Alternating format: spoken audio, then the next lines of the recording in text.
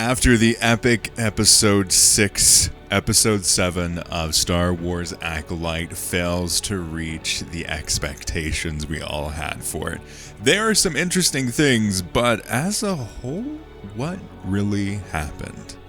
Welcome to Star Wars Uplink. So this episode had a lot of interesting takes about the Jedi and colonialism, but it was kind of like from the perspective of someone who just casually understands the idea of colonialism instead of the reasons for it and also the social implications of colonialism. Yeah, all right. We have a lot of different takes with the Jedi in this one, because we see Endara and really trying to.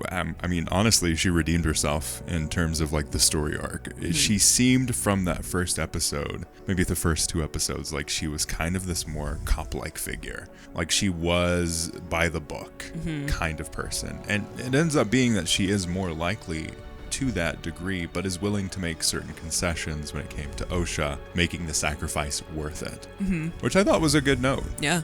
I do think it was very interesting to see this. I also like that they're playing with the duality of the Jedi, of how, yes, as a whole, the institution is corrupt or is failing, but it's not there yet.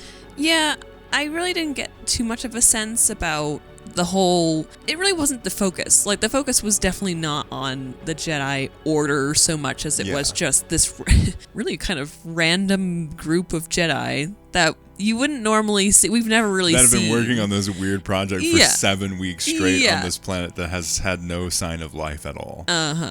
I do like, though, that they reached out to the Jedi Council and they said, hey, just let them do their own things. Yes, the Force-sensitive group or whatever, let them be. Yeah. They're going to have their own things. I was very surprised by that answer. I was like, whoa. Oh, so we're not trying to just collect children no matter what, sort of thing. Yeah. We're not trying to control the Force users and things. To an extent they are.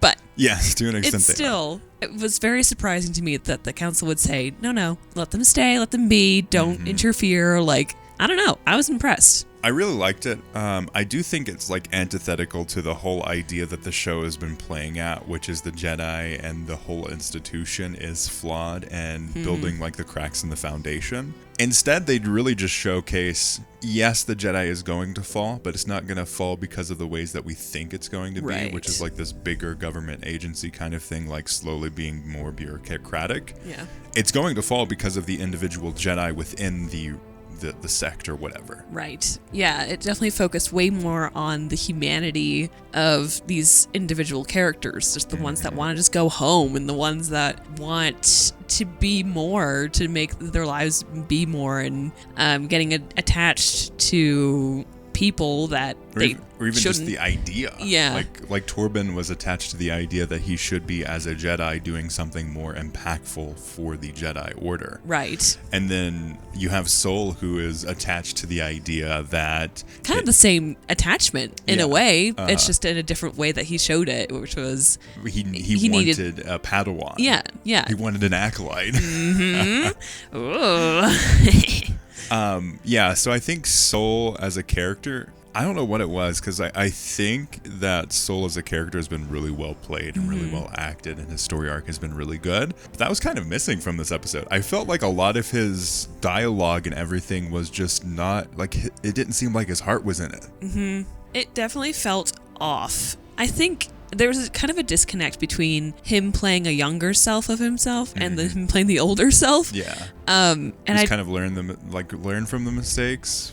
Well, I just mean in the acting of itself. Yeah. It just felt different and not in a cohesive I've grown and learned way. It was just kind of felt kind of like a different character. It did. It really did. Which maybe that's the point. But okay. Yeah. It felt very separate from what we've been told of his character throughout this whole journey. But just one more note on the Jedi placement. I think it's interesting that the whole hyperspace disaster that they're talking about is something from the High Republic era books. Yep. And this is something that demolished a lot of life form across this part of the galaxy. And I think that was a fun little note. But honestly, I kind of wish that they showcased that I think this episode might have benefited more from starting from that like specific history and then switching to them on this planet, like showcasing the destruction and then showcasing how crazy it is that there is life on this planet. Right. After that destruction. It is true. It does feel like we just plop onto this planet and we're like, yeah, it's growing. It looks exactly the same as the last time we saw it. Exactly.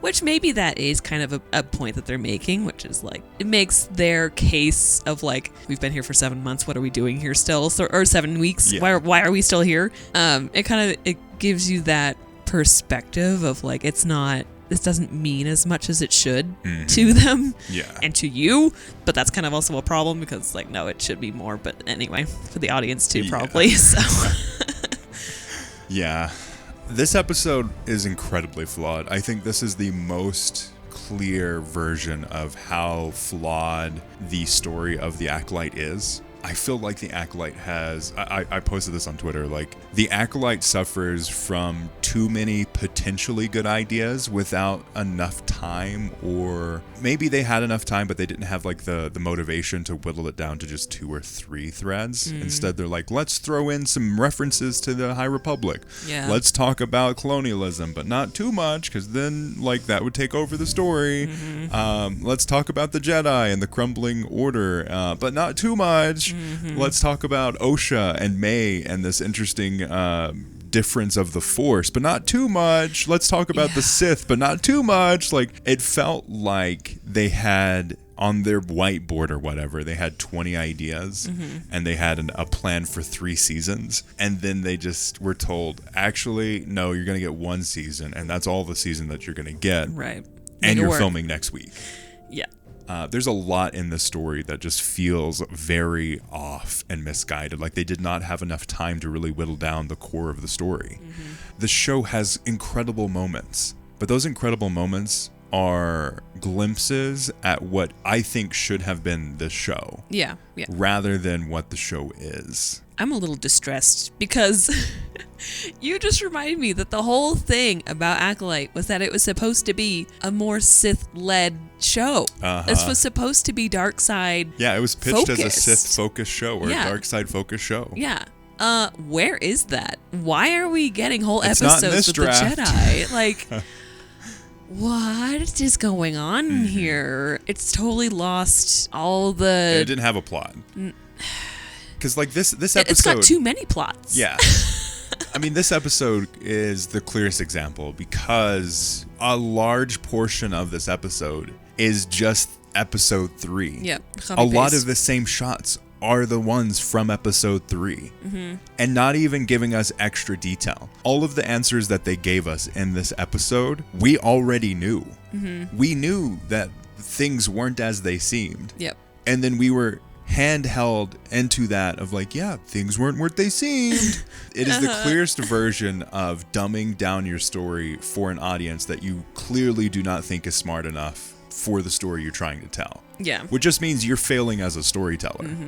Which also confuses me because the people that they have, the writers and the creatives here, are good storytellers. Yeah. So I don't understand how they got to this point. Well, we've been saying all along, there is a good story here, especially but the you last need a good couple... editor to get it out of there. Like they needed someone outside of whatever that writer's room was to go through and just kill half of the ideas. Yeah, to be like, we gotta focus in. Well, there's the whole thing of like, if you want to be a good, successful writer that makes meaningful work, you need to be able to kill your darlings. Yep. And it does not seem like anyone in that writer's room or in the creative partnership that they had here was willing to be that for this show, and that's what it desperately needs.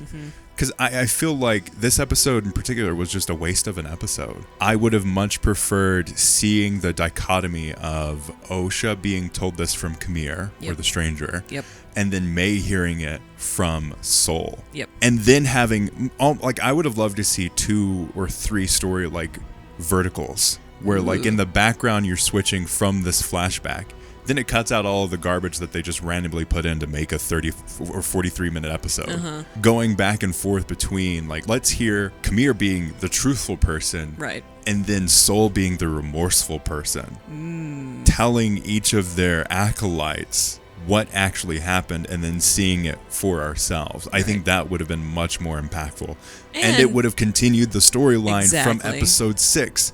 That they just completely removed all of the movement and momentum that they had built up. I think it's really going to kill this last episode, like the finale. Like it's gonna... Leslie Headland's like, oh yeah, we're not going to have any dangling threads for this. It's going to be a cohesive story. I don't think so. No. The only way this is a cohesive story is if it's a bad story and it kills everyone. Right. I mean, that's the only way you can wrap this all up. There's not a reason for a show. Right. If you do that. Because there's no character growth, there's no character momentum, there's nothing. There is no purpose for the show if they do that.